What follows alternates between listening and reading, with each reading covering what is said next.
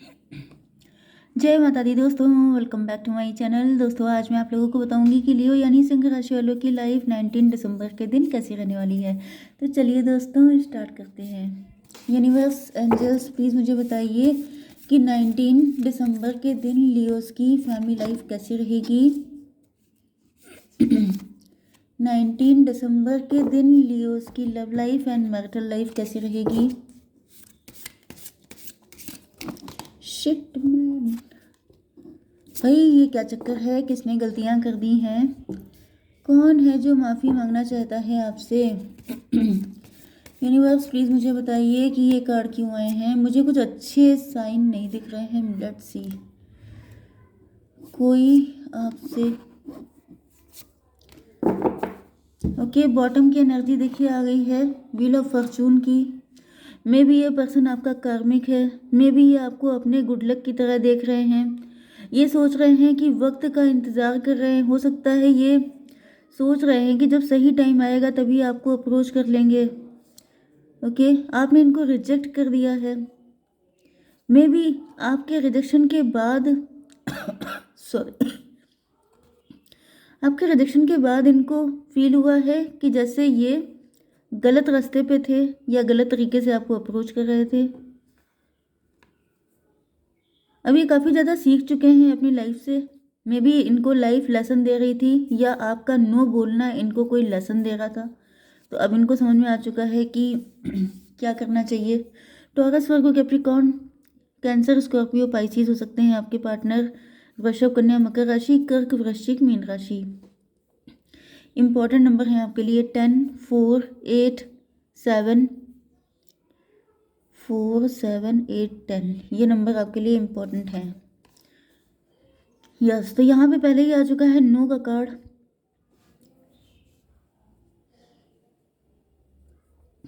आपने अपने पार्टनर को नो बोल दिया है क्योंकि आप लोग फाइनेंशियली काफ़ी ज़्यादा इंक्लाइंड हैं। पैसे पे काफ़ी फोकस है आपका। आप बिजनेस कर रहे हैं, आप जॉब कर रहे हैं। आपको लगता है कि अभी आपको पैसे पे फोकस करना चाहिए, पहले आप अपना करियर बना लें फिर आप शादी करना चाहते हैं।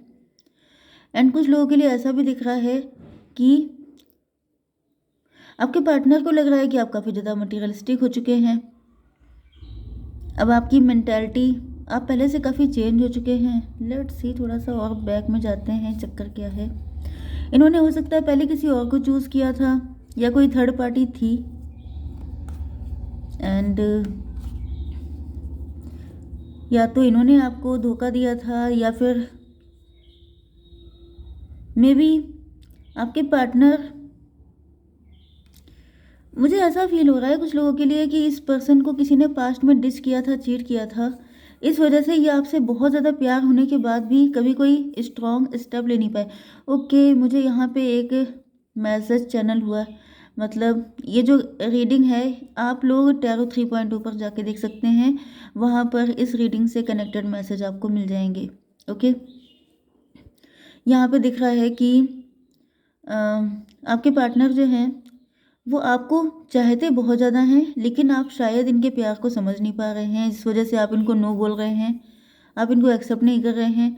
जितना ज़्यादा आप इनको मना कर रहे हैं उतना ज़्यादा इनका अट्रैक्शन आपकी तरफ बढ़ रहा है। ये भी हो सकता है कि पहले आपके पार्टनर ने आपको नो बोल दिया था क्योंकि इनका पैसे की तरफ फोकस बहुत था। स्पेशली जो मेल पर्सन है उसका पैसे से कनेक्शन ज़्यादा हो सकता है। एंड मे बी आपको सडनली छोड़ के चले गए थे। हो सकता है इनकी लाइफ में कोई थर्ड पर्सन था या फिर इन्होंने आपको आपकी लाइफ में सडनली ये गायब हो गए, घोस्ट कर दिया, किसी और से शादी कर ली, ऐसा भी हो सकता है। ओके, तो यहाँ पे दिख रहा है फॉरगिवनेस। यस, तो ये जो है आपसे माफ़ी मांगना चाहते हैं क्योंकि अगर ये पैसे के चक्कर में या किसी पर्सन के चक्कर में आपको छोड़ के गए थे तो अब ये वहाँ से घायल होके वापस आए हैं। मतलब कि वहाँ पर इनको जस्टिस नहीं मिला है। जो सपने इन्होंने सजाए थे कि ऐसा हो जाएगा वैसा हो जाएगा, इनकी लाइफ बहुत बेटर हो जाएगी, ये अच्छी ज़िंदगी जिएंगे, ऐसा कुछ भी यहाँ पर नहीं हुआ है। यस, यहाँ पे हैंग्ड मैन की एनर्जी आ रही है। इसका मतलब ये है कि आपके पार्टनर को अब रियलाइज़ हो रहा है कि इनका लाइफ को देखने का नज़रिया गलत था। आपकी एनर्जी हीलर वाली है, आप इनको सुकून देते हैं, आपके पास ही इनको सुकून मिलेगा, ऐसा इनको फील हो रहा है, इस वजह से ये आपके पास आना चाहते हैं। अब आप लोग डॉक्टर्स भी हो सकते हैं या फिर आप लोग किसी ऐसे डिपार्टमेंट में हो सकते हैं कि जो आप इनको हील कर सकते हैं, या फिर आप इनका सुकून है। इनको लग रहा है कि जब से ये आपसे दूर हुए हैं तब से इनका चैन सुकून सब छिन गया है। तो जब कोई चीज़ पास में होती है तब उसकी वैल्यू नहीं होती है, लेकिन जब वो चली जाती है तब लगता है कि वो हैप्पीनेस कहाँ गायब हो गई। तब इनको रियलाइज़ हो रहा है कि ये कुछ ज़्यादा ही मटेरियलिस्टिक हो गए थे। ज़्यादातर मुझे पैसे की एनर्जी आ रही है क्योंकि यहाँ पर 3 टाइम कार्ड हैं पेंटिकल के, सबसे ज़्यादा एनर्जी पेंटिकल की ही आई है। तो मे भी आपके पार्टनर काफ़ी ज़्यादा मनी ओरिएंटेड हो गए थे। एंड कुछ लोगों के लिए मुझे ऐसा दिख रहा है कि यहाँ पर टेबल टर्न हो गई हैं। अब आप लोग पैसे पे काफ़ी फोकस हैं एंड आपके पार्टनर जिस चीज़ के पीछे भाग रहे थे वो चीज़ तो इनको नहीं मिली, मतलब आप भी इनके हाथ से गए एंड पैसा भी इनके हाथ से गया, क्योंकि यहाँ पे जो एनर्जी आई है वो पेज की है। एंड यहाँ पे लेट गो के सॉरी लेट गो के कार्ड को क्लेरिफाई किया है पेज ऑफ पेंटिकल ने।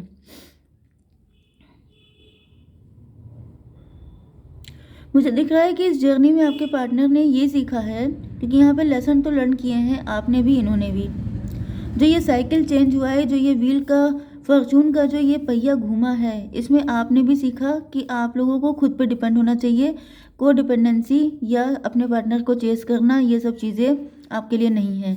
एंड आपके पार्टनर को भी रियलाइज़ हुआ है कि पैसे के पीछे भागना, या आप लाइफ में कितना भी पैसा इकट्ठा कर लें, लेकिन अगर आपके दिल में सुकून नहीं है, अगर आपका पार्टनर के साथ आपका इमोशनल अटैचमेंट नहीं है, तो ये पैसा भी फिजूल हो जाता है। तो यहाँ पे इनको रियलाइज़ हो रहा है, क्योंकि मुझे दिख रहा है कि ये काफ़ी ज़्यादा मतलब इनके फाइनेंशियल कंडीशन ख़राब है, अच्छी नहीं है बिल्कुल भी। आप लोग काफ़ी स्ट्रॉन्ग पोजीशन में हो सकते हैं, लेकिन आपके पार्टनर तो बिल्कुल नहीं है।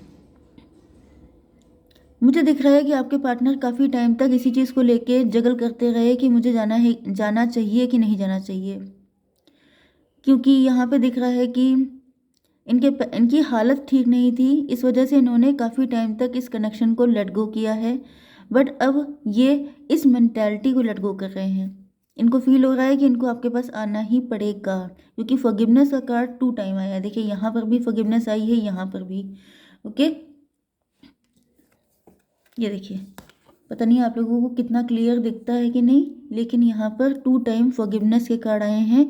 मतलब ये स्ट्रॉन्ग फीलिंग है आपके पार्टनर के अंदर कि इन्होंने आपका दिल दुखाया है, तो अब इनको माफ़ी मांगनी पड़ेगी।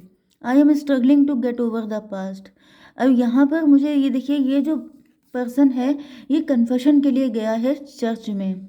मे बी आपके पार्टनर क्रिश्चियन हो, या फिर अगर आप लोग किसी भी रिलीजन को बिलोंग करते हैं, तो यहाँ पर ये जो आपके पार्टनर हैं ये जैसे ईश्वर से क्षमा मांग रहे हैं, क्योंकि इनको फील हो रहा है जैसे इन्होंने पास्ट में काफ़ी सारी गलतियाँ कर दी, काफ़ी ज़्यादा मटीरियलिस्टिक हो चुके थे, काफ़ी मनी माइंडेड थे।